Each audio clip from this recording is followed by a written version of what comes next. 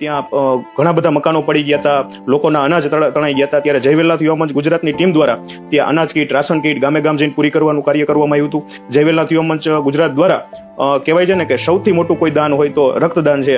એવા રક્તદાન કેમ્પ પણ જય વેલનાથ યુવા મંચ ગુજરાત દ્વારા કરવામાં આવ્યા હતા. તે ઉપરાંત જે વિધવા બહેનો છે એમના માટે વિધવા સહાય જે સરકાર આપે છે એવી રીતે અનાજ કીટ વિતરણ કરવાનું કામ જય વેલનાથ યુવા મંચ ગુજરાતની ટીમે કર્યું હતું. નમસ્કાર મિત્રો, હું છું દીપાલી બોડાંગજી અને આજે હું તમને એક એવા વ્યક્તિ સાથે મુલાકાત કરાવવાની છું જે સારા એવા સામાજિક કાર્યો કરી રહ્યા છે, જે હાલમાં રાજકોટ જિલ્લાની અંદર ભાજપમાં યુવા મહામંત્રી તરીકે પોતાની ભૂમિકા ભજવી રહ્યા છે તથા જય વેલનાથ યુવા મંચ ગુજરાતના પોતે હાલમાં અધ્યક્ષ પણ છે. તો સ્વાગત છે શ્રી દેવભાઈ કોરડિયાનું. નમસ્કાર, હું છું દેવ કોરડિયા, જય વેલનાથ યુવા મંચ ગુજરાત અધ્યક્ષ તથા રાજકોટ જિલ્લા યુવા ભાજપ મહામંત્રી. ઓકે, જય વેલનાથ યુવા મંચમાં જે આપ સામાજિક કાર્યો કરી રહ્યા છો એના વિશે થોડી અમને જાણકારી આપજો. જય વેલનાથ યુવા મંચ ગુજરાતની સ્થાપના અમે જ્યારે કરી ત્યારે અમારો હેતુ હતો કે આ સંગઠન થકી સમાજને વધુમાં વધુ અમે કેવી રીતે ઉપયોગી થઈ શકી.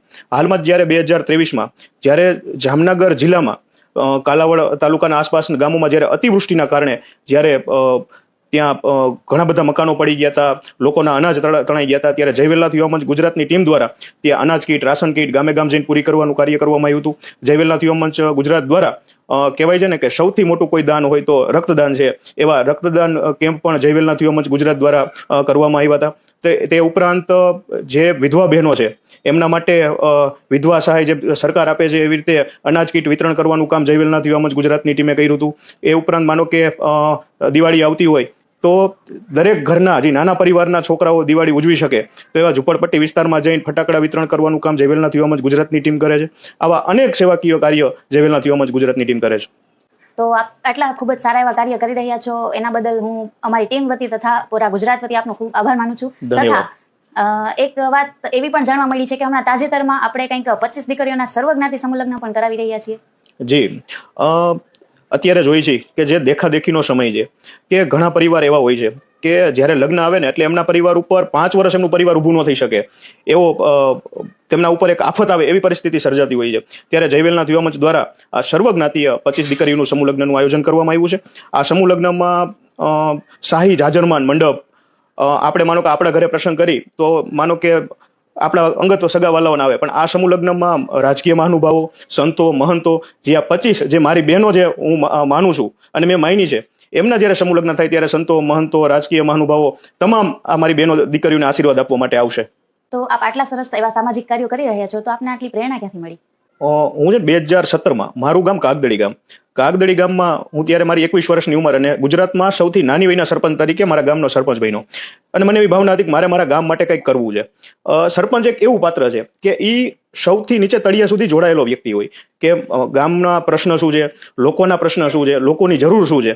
ત્યારે એક સરપંચ તરીકે મને લોકોની જે વેદના છે, લોકોની જે તકલીફ છે એ મેં ખૂબ સારી રીતે સમજી અને મને વિચાર આવ્યો કે મારે હવે આ ગામથી બહાર નીકળી આ સમાજ માટે કંઈક કરવું છે. ત્યારે જય વેલનાથ યુવા મંચની અમને સ્થાપના કરી અને આ સંગઠનના માધ્યમથી અમે આવી અલગ અલગ સેવાઓ કરી રહ્યા છીએ.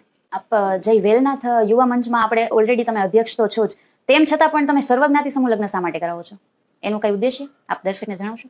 અમારું જય વેલનાથ યુવા મંચ ગુજરાત અમારું જે સંગઠન છે અને અમારા ચુવાડિયા કોળી સમાજના ધર્મગુરુ વેલનાથ બાપુ એમનો જન્મ કોળી સમાજમાં થયો પણ એ મોટા પટેલ સમાજમાં થયા અને એમનો આદેશ એવો છે કે દરેક ધર્મના લોકો, દરેક સમાજના લોકો એમને સાથે રાખી ચાલવાનો અને સૌનો સાથ, સૌનો વિકાસ, આવું અમારું સંગઠનનું સૂત્ર દ્વારા અમે દરેક સમાજને આગળ સાથે લઈને ચાલી છીએ. તો આપે જય વેલનાથ યુવા મંચ દ્વારા જે 25 દીકરીઓના સમૂહ લગ્નનું આયોજન કરેલું છે તો એની વિશેષતાઓ શું છે? આ સમૂહ લગ્નની વિશેષતા એ છે કે જે દીકરીઓ અને જાનૈયાના જે સામૈયા થવાના છે એ શાહી જાજરમાન રીતે વિન્ટેજ કાર અને બગીમાં જેમના સામૈયા થવાના છે. આ સમૂહ લગ્નમાં શાહી મંડપની વ્યવસ્થા કરવામાં આવી છે.